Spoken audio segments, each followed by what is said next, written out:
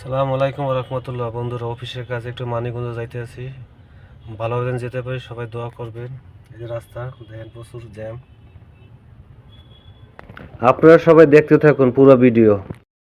হ্যাঁ বন্ধুরা, জামে পড়ছিলাম, জাম ছেড়ে দিয়েছে, এখন ফাঁকা রাস্তা। গাবতলী এক সময় ছিল আপনার, গাবতলী থেকে আপনি বেরোইতে 1 থেকে 1.5 ঘন্টা লাগতো, আর এখন আপনার 4 লেন হওয়াতে, ব্রিজ ডাবল হওয়াতে এখন ওই জামটা নাই। কত সুন্দর ভিউ দেখেন, অনেক সুন্দর। তো মানিকগঞ্জ যাইতেছি আজকে, আবার ব্যাক করবো আর কি ইনশাল্লাহ।